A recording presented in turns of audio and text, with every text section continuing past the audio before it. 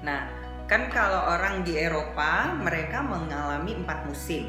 Nah, dalam 4 musim itu ada musim panas, musim semi, di mana tubuhnya mulai memproduksi vitamin D.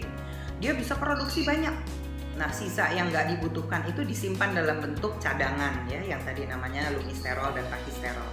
Waktu musim dingin, jadi musim gugur sama musim winter itu mereka tidak bisa produksi vitamin D karena tidak ada ultraviolet B. Nah, pada saat itulah si cadangan tadi digunakan. Kita di Indonesia nggak perlu cadangan sebetulnya karena kita setiap hari ada sinar matahari. Kalau kita tiap hari terpapar matahari kan kita nggak butuh penyimpanan sebetulnya. Kira-kira seperti itu.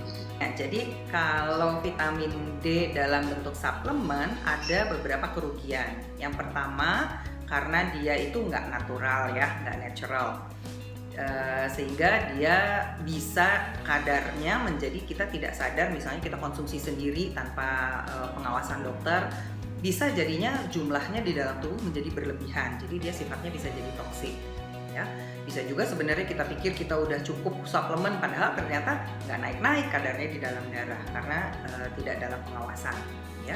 Yang kedua kerugiannya adalah vitamin D dalam bentuk suplemen tidak bisa disimpan karena dia sudah dalam bentuk vitamin D. Dia bukan prekursornya, jadi bukan bahan dasarnya. Seperti tadi kan kalau kulit kita bisa menyimpan, vitamin D yang dalam bentuk suplemen nggak bisa disimpan. Jadi dia akan dipakai atau nggak dipakai habis, dipakai nggak dipakai habis gitu ya. Jadi kecuali kalau dia disimpan di dalam lapisan lemak karena ini adalah vitamin yang larut dalam lemak, makanya bisa terjadi toksisitas ya. Nah, lebih enak sebetulnya memang paling bagus adalah yang Tuhan berikan gratis adalah sinar matahari. Jadi kalau kita beli kan mahal-mahal, ini gratis. Dan sebetulnya nggak usah jauh-jauh deh. Anak-anak waktu kita usia anak-anak biasanya kita main-main di luar kan kena matahari. Main bola, yang waktu remaja mungkin main basket, main apa, futsal di dalam ruangan ya, main bola, sepak bola, naik sepeda ya, itu kan kita semua terpapar sinar matahari. Gimana mereka? Sehat kan semuanya? Justru anak-anak sekarang yang banyak tinggal di dalam ruangan, mereka nggak sehat ya. Walaupun mengkonsumsi suplemen vitamin D tetap akan lebih bagus kalau kita berjemur di luar karena kita akan dapatkan sinar mataharinya, udara yang segarnya, ada exercise-nya, itu semuanya kita dapatkan pada saat yang bersamaan. Oh baik, jadi sebenarnya berkaitan dengan imunitas ya. Nah, ada beberapa penelitian yang sudah membuktikan bahwa reseptor dari vitamin D itu ada di berbagai sel tubuh kita.